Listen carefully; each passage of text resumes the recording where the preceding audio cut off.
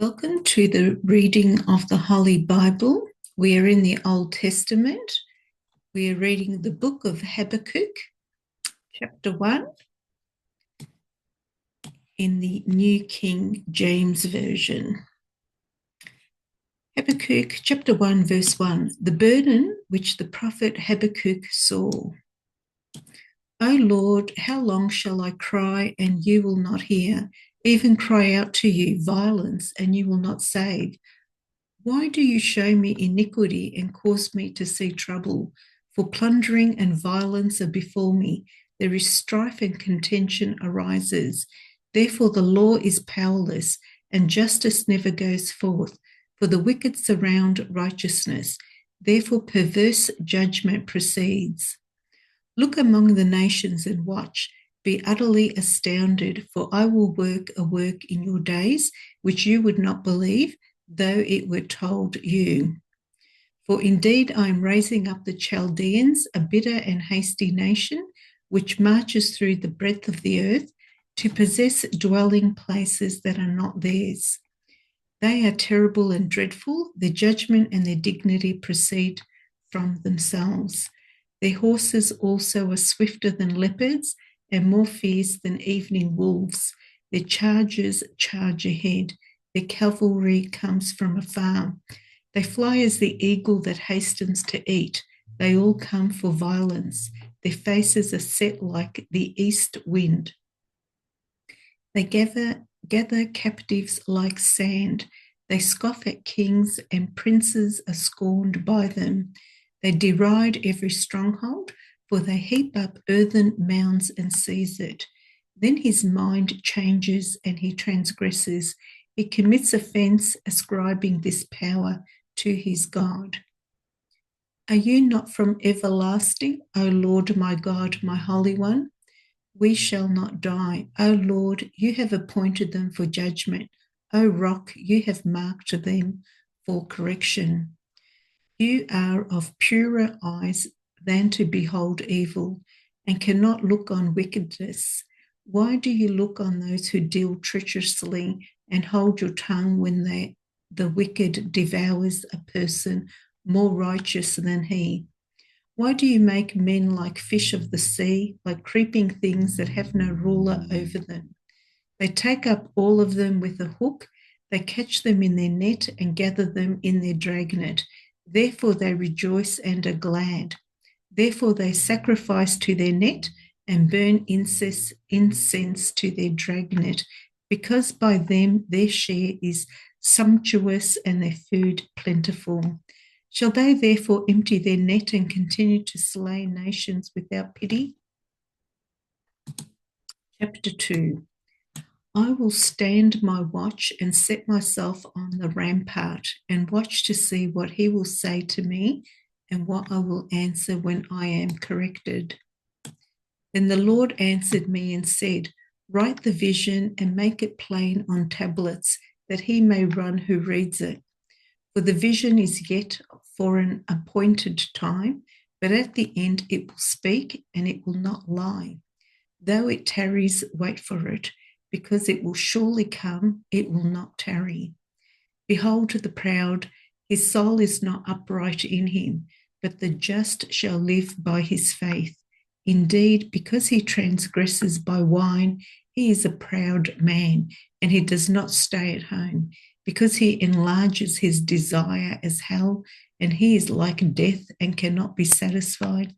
He gathers to himself all nations and heaps up for himself all peoples. Will not all these take up a proverb against him and a taunting riddle against him and say, woe to him who increases what is not his, how long, and to him who loads himself with many pledges? Will not your creditors rise up suddenly? Will they not awaken who oppress you, and you will become their booty? Because you have plundered many nations, all the remnant of the people shall plunder you because of men's blood and the violence of the land and the city and of all who dwell in it. Woe to him who covets evil gain for his house, that he may set his nest on high, that he may be delivered from the power of disaster. You give shameful counsel to your house, cutting off many peoples, and sin against your soul. For the stone will cry out from the wall, and the beam from the timbers will answer it. Woe to him who builds a town with bloodshed, who establishes a city by iniquity. Behold, it is not of the Lord of hosts that the peoples labor to feed the fire, and nations weary themselves in vain. For the earth will be filled with the knowledge of the glory of the Lord as the waters cover the sea. Woe to him who gives drink to his neighbor, pressing him to your bottle, even to make him drunk, that you may look on his nakedness. You are filled with shame instead of glory. You also drink, and be exposed as uncircumcised. The cup of the Lord's right hand will be turned against you, and utter shame will be on your glory.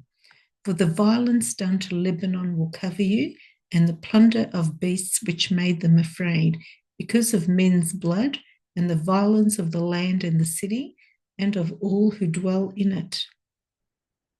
What profit is the image that its maker should carve it, the moulded image, a teacher of lies, that the maker of its mould should trust in it, to make mute idols? Woe to him who says to wood, awake, to silent stone, arise, it shall teach. Behold, it is overlaid with gold and silver, yet in it there is no breadth at all. But the Lord is in his holy temple, let all the earth keep silence before him.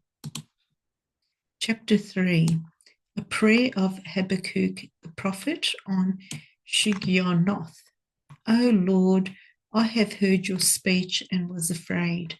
O Lord, revive your work in the midst of the years. In the midst of the years, make it known. In wrath, remember mercy. God came from Teman, the Holy One from Mount Paran, Selah. His glory covered the heavens, and the earth was full of his praise. His brightness was like the light. He had rays flashing from his hand, and there his power was hidden. Before him went pestilence, and fever followed at his feet. He stood and measured the earth. He looked and startled the nations, and the everlasting mountains were scattered. The perpetual hills bowed. His ways are everlasting. I saw the tents of Cushan in affliction. The curtains of the land of Midian trembled.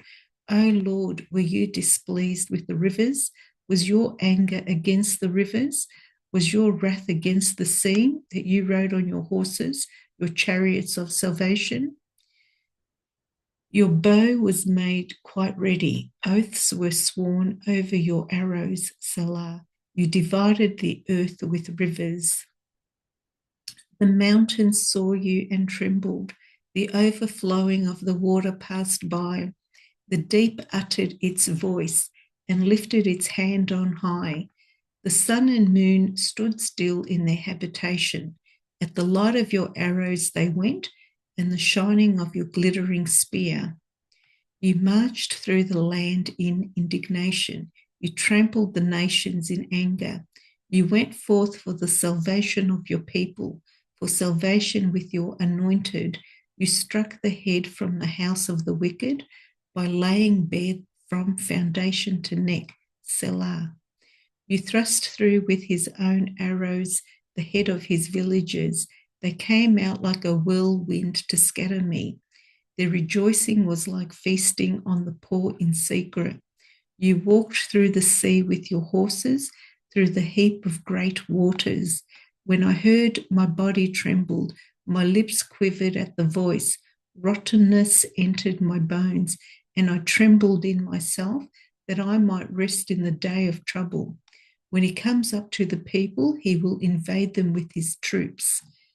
Though the fig tree may not blossom, nor fruit be on the vines, though the labor of the olive may fail, and the fields yield no food, though the flock may be cut off from the fold, and there be no herd in the stalls, yet I will rejoice in the Lord. I will joy in the God of my salvation. The Lord God is my strength. He will make my feet like deer's feet, and he will make me walk on my high hills, to the chief musician with my stringed instruments.